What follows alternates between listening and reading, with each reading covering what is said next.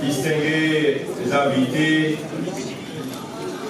chers mesdames et messieurs les congressistes,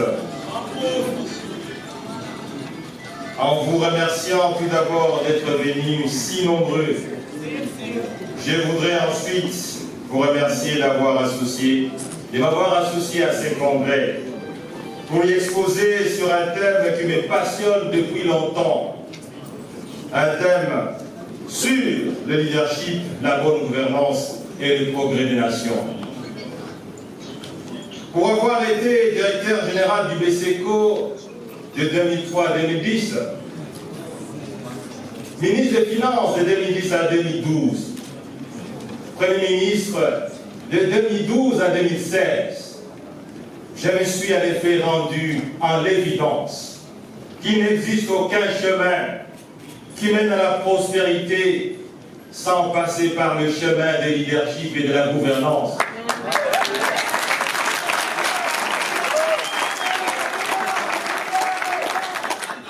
Le pays pauvre sont victimes d'un déficit de leadership et de gouvernance caractérisé qui n'a laissé aucune chance de se développer un jour. Par contre, tout indique que c'est grâce au leadership et une gouvernance de qualité que les économies occidentales et orientales se sont développées jusqu'à dominer le monde comme on le voit aujourd'hui.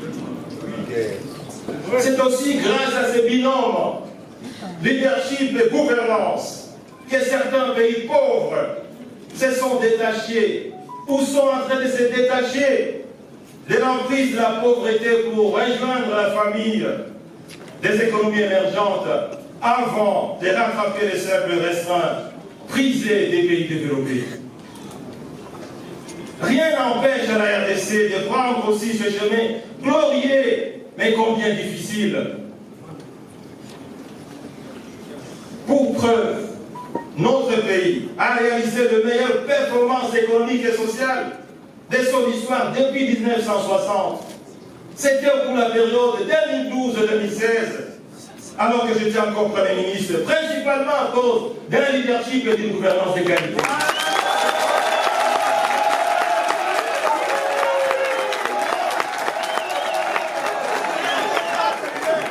Pour preuve, la RDC a gagné 11 points dans les classements de l'indice du développement humain du PNUD.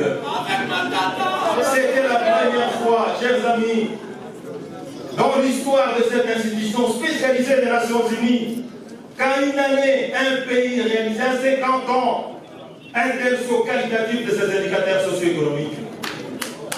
Une performance d'autant plus appréciée qu'elle a été sans appui du programme avec le Fonds monétaire international et sans aide publique budgétaire, ni de la Banque mondiale, ni de la BAD.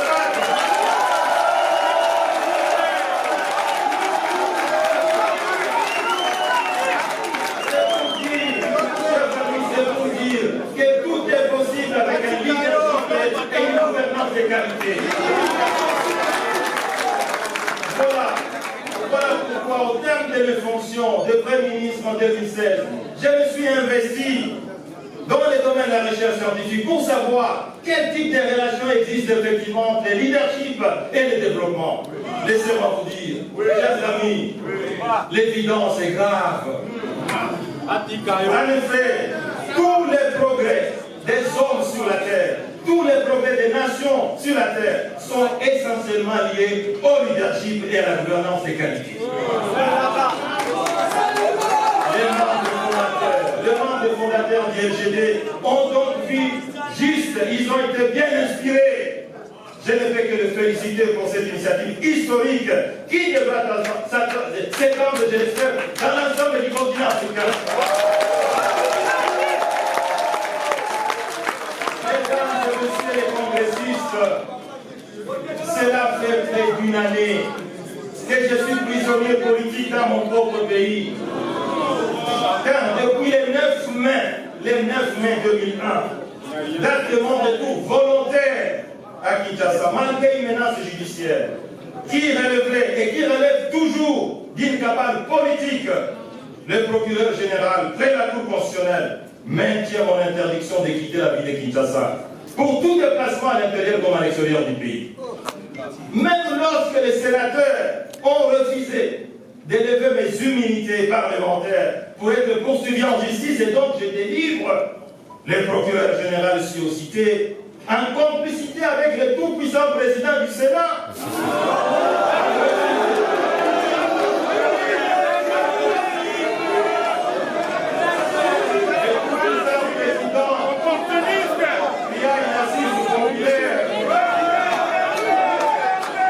Le président du Sénat, en complicité avec le procureur, ont refusé de remettre les droits des mouvements.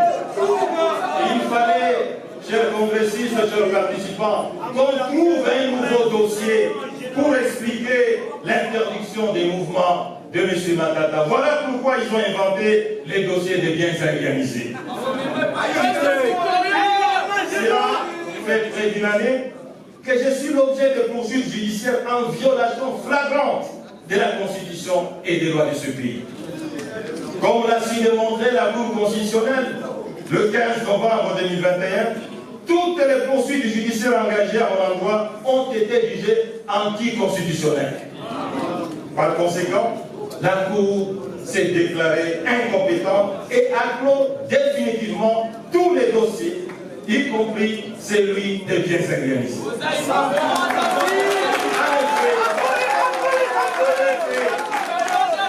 Conformément à la Constitution de notre pays, la loi suprême, à son article 168, alinéa 2, tout acte déclaré non conforme à la Constitution est nul de plein droit. Toutes les actions initiées contre moi par le procureur général près de la Cour constitutionnelle sur les dossiers Bukangaloso et biens réalisés ont été donc qualifiées de non conformes à la Constitution et donc nul de droit. Et pourtant, cela fait près d'une année que je suis interdit même de me faire soigner à l'extérieur du pays, après avoir été empoisonné. Au moment où j'étais entendu par le procureur général près de la Cour constitutionnelle. Mais tous les autres Congolais, condamnés par la justice congolaise, ou non condamnés, ont le droit de se faire soigner à l'extérieur du pays, sauf moi, comme si je n'étais pas Congolais de fer et de mer.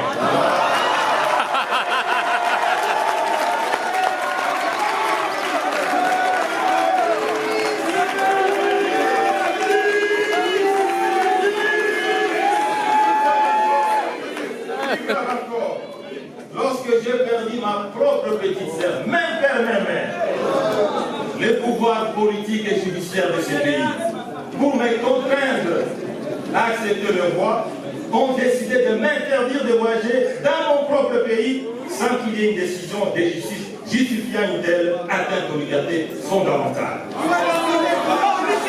La seule réponse que j'ai eue de ces services d'immigration, la deuxième, l'aéroport de Dili, était que, monsieur le sénateur, votre décision de ne pas voyager vient d'en haut. Allez-y comprendre quelque chose, vient d'en haut. Chers participants, cela fait près d'une année que j'écris à plusieurs autorités de ce pays pour savoir qu'est-ce qu'il en est de moi. Peut-être la loi de ce pays interdit de répondre à un prisonnier politique qui n'a rien commis comme infraction. Le procureur général, près de la Cour de cassation, à qui le dossier a été transféré abusivement et illégalement pour décision, a reçu plus de 6 lettres de mes avocats et de moi-même. Il n'y a répondu que par le silence. 6 lettres. Le président du Sénat, le tout-puissant, qui a le droit politique, a reçu plusieurs lettres de ma part. Cette seule façon de répondre, c'est le silence absolu.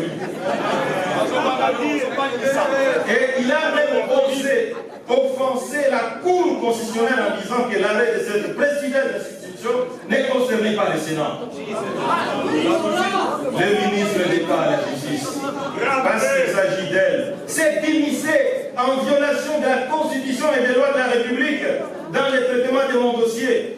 Elle a reçu 2 lettres et elle a classé ça sans y répondre. Nous avons saisi même le président de la République, garant du bon fonctionnement des institutions. Près de 4 lettres lui ont été adressées. Aucune réponse n'a été donnée. La Cour constitutionnelle a clos définitivement ce que vous devez savoir. Tous les dossiers. Par ailleurs, la Cour de cassation s'étant déjà déclarée incompétente et dans l'impossibilité de se dédire au risque de violer la Constitution et la loi organisant son propre fonctionnement. Comme vous l'avez vu hier, dans les réseaux sociaux et dans la presse, une lettre a été dévoilée dans laquelle le procureur, près la Cour de cassation, écrivait au chef de l'État que le dossier est clos définitivement, qu'il n'y a pas moyen de poursuivre, Monsieur le Président, le Premier ministre honoraire, M. Matata.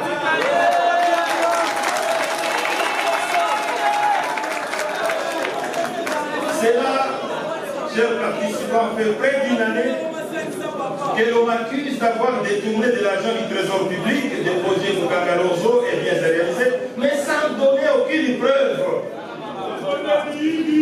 Parfois, ce sont des pseudo-preuves, ce qui est inacceptable. Pour les dossiers Mukangalonzo, retenez bien.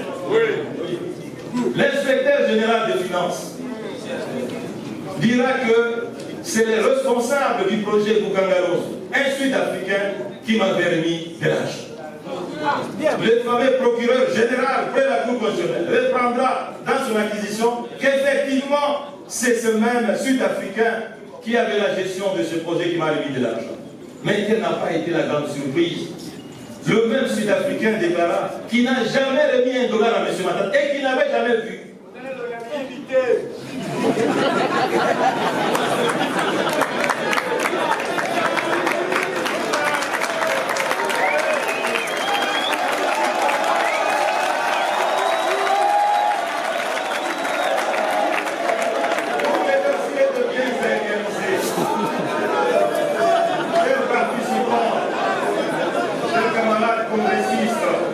Les dossiers bien organisés. Suivez le procureur général près la Cour constitutionnelle. Devant l'évidence des faits et la grossièreté du mensonge, a été obligé, dans son propre bureau, de me demander pardon et de présenter les excuses devant témoin dans son propre bureau. Pour lui, les dossiers étaient vides, mais jusqu'aujourd'hui, il n'a jamais classé. En somme, il se dégage, chers participants, chers membres, chers congressistes, que depuis que j'ai été directeur général du BCECO jusqu'à devenir Premier ministre, je n'ai jamais subtilisé $1 du trésor public.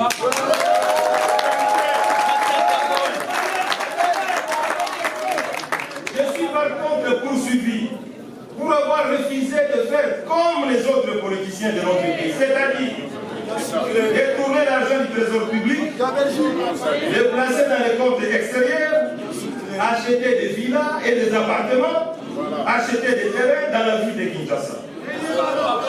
Je suis donc poursuivi pour avoir refusé de construire comme eux, juste pour tromper les yeux de la population, des écoles, des hôpitaux et des universités en briques d'aube et en paille, comme vous les connaissez.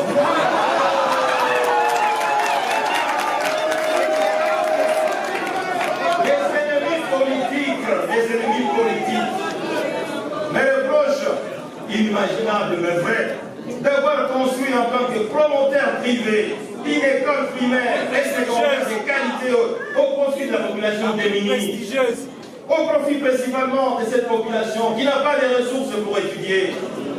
On me reproche d'avoir construit un hôpital aux standards internationaux où même les Congolais les plus démunis peuvent être soignés gratuitement. On me reproche d'avoir construit une université technologique de haut niveau où les enfants des 26 provinces étudient et ne sont pas complexés d'avoir été à l'Europe. Mesdames et messieurs les congressistes, J'ai refusé de faire comme eux et je refuserai de toujours faire comme eux.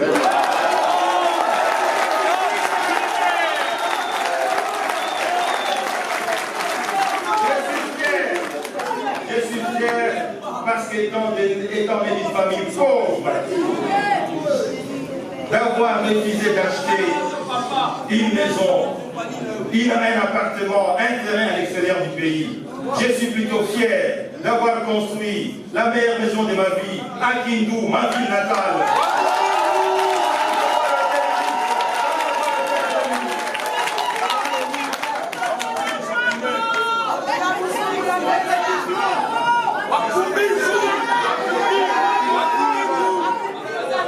Chers camarades, certains de ces politiciens instrumentalisent scandaleusement les institutions de la République qu'ils dirigent en violation de la constitution des lois du pays. Heureusement que vous êtes là, la population congolaise, l'ultime arbitre et les grands bénéficiaires des fruits de cette bonne gouvernance. Vous avez compris par votre mythisme légendaire les motivations profondes de ces poursuites judiciaires qui ne sont que revanchards des politiques. Acharnement. Sinon, comment comprendre que ceux qui ont systématiquement pillé ce pays et détourné des dizaines et des centaines de millions de dollars, et pour qui les preuves sont établies, et ils sont connus de tous, mais ces gens sont là, en train de circuler et de dégager. Aussi la vie de tout le monde. Comment comprendre que ces bandits financiers sont même protégés et promis dans cette République?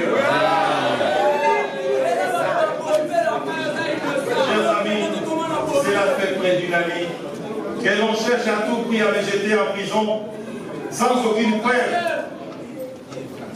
Tout simplement parce que j'ai refusé d'obéir à certaines instructions. Et la population congolaise se pose la question. Sur base de quels critères fait-on arrêter M. Matata? Si c'est à cause du montant détourné, mais il y a des gens qui ont détourné plus d'1 milliard de dollars dans ce pays. Et on les connaît. Et pourquoi on ne les poursuit pas? Si c'est base du critère de l'ancienneté, nous sommes tous des Congolais. Il y a eu des détournements depuis l'année 2000 jusqu'en 2016. Et ces détourneurs de fonds sont connus. Mais pourquoi on ne les poursuit pas? Si c'est base du critère récent, et depuis 2017, nous sommes tous informés des détournements en cascade de fonds publics. Mais pourquoi on ne les poursuit pas?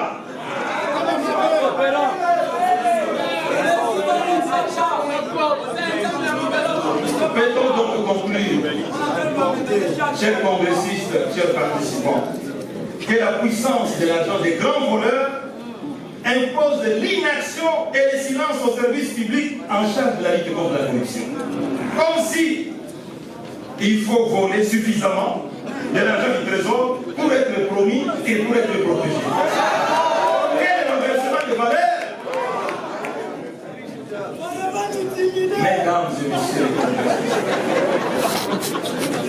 chers participants, vous avez donc compris que toutes les tracasseries judiciaires dont je suis l'objet pendant près d'une année ne sont pas fondées. Ce sont des poursuites plutôt politiques engagées pour me contraindre d'entrer dans l'union sacrée.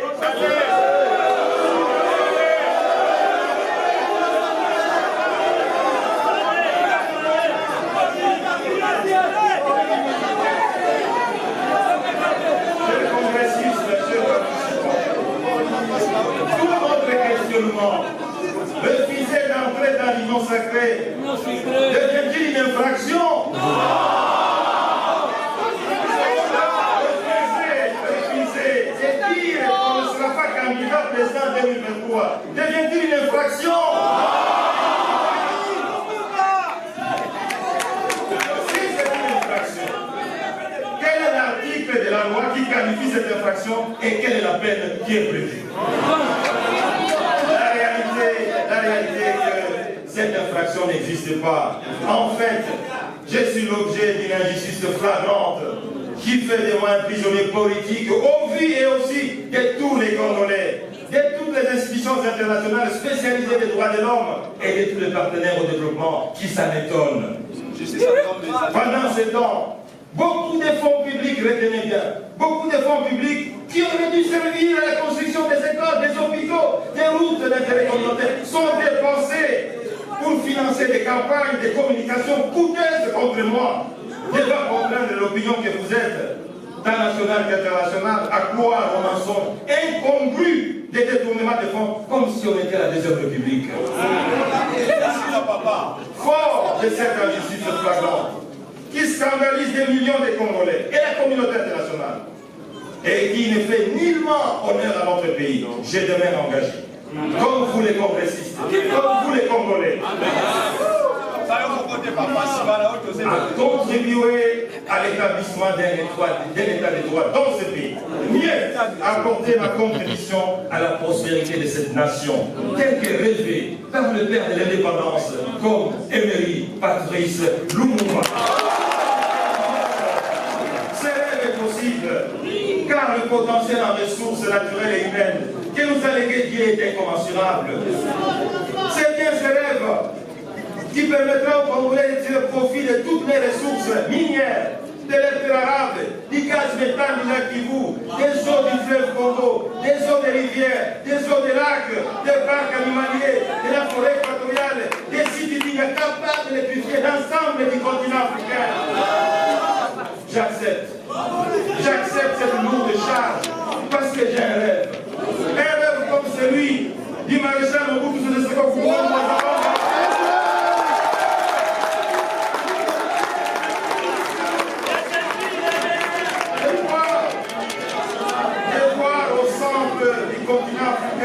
Une puissance militaire capable de sécuriser l'ensemble de la RDC.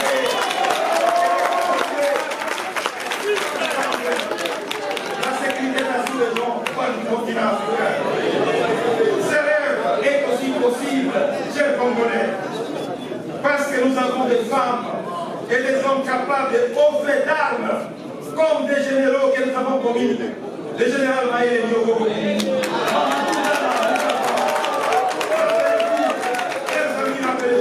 Beaucoup des années 70 et des années 80. Dans ce même pays, l'armée la plus forte de l'Afrique centrale, c'était l'armée de la RDC.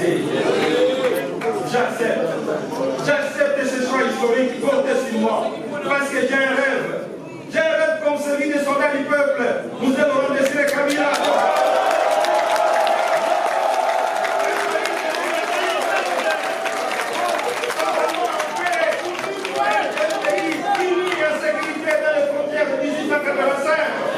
Avec l'ensemble des promesses cimentées sur base du nationalisme et du patriotisme.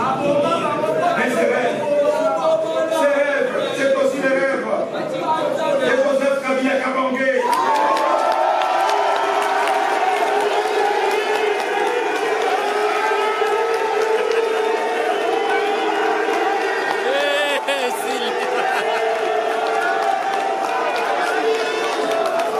Et Sylvie.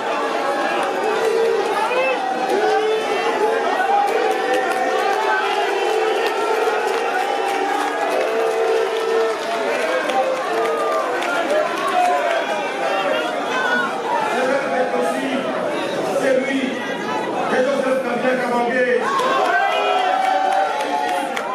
Une conduite militaire remarquable a permis de réunifier ce pays jadis émietté en plusieurs provinces. J'accepte cette décision du Congrès parce que j'ai un rêve. Comme celui de James Sekedi Wamulumba.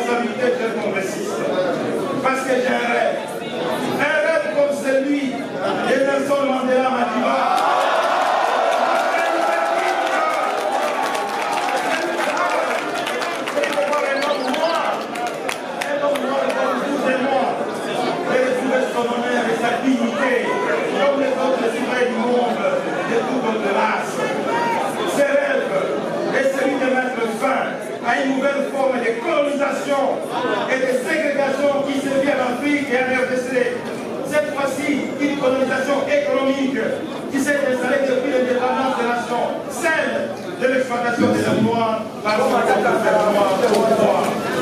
L'exploitation honteuse de la majorité des noirs par une minorité des noirs au pouvoir pour intelligent et intelligente. Enfin, j'accepte d'être candidat parce que j'ai un rêve. Comme celui de tous les Congolais que vous êtes.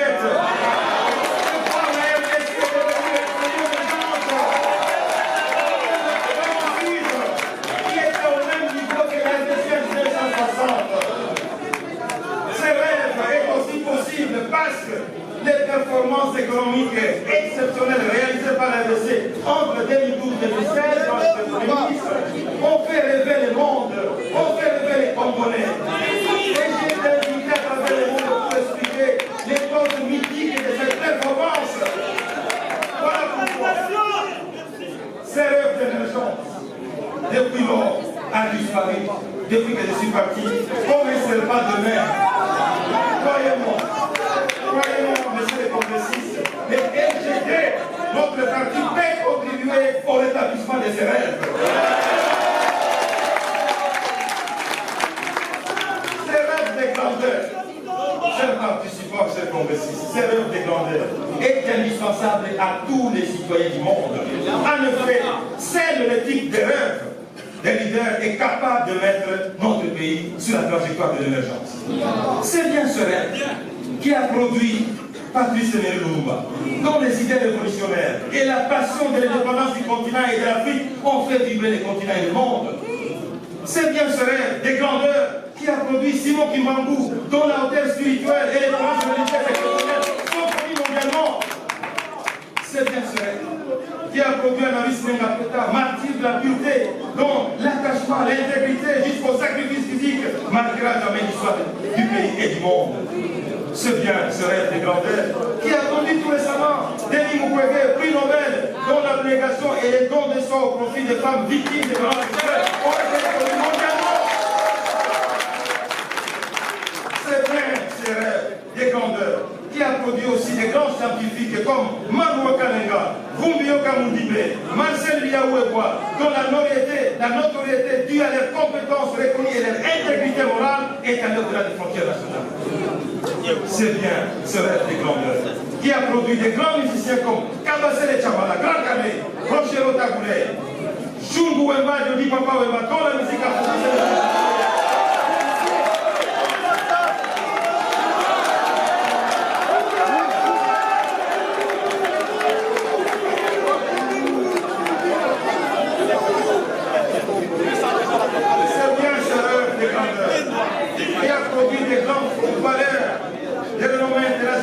Voire mondial comme Kazali Mwamba, Kalala Mukendi, les bombardiers, Dali Mukumura, dont les records de vie marqués à une phase de finale de la Coupe d'Africation depuis 1974 n'a jamais été égalé jusqu'aujourd'hui. Mesdames et messieurs les congressistes, chers participants, ces rêves de grandeur, pour qu'ils deviennent une réalité, doit être porté par un parti politique comme les nôtres, les LGD, qui a une vision claire, des objectifs précis et ayant pour mission de mobiliser l'ensemble du peuple pour son destin commun et glorieux fondé sur l'accomplissement total de chaque individu.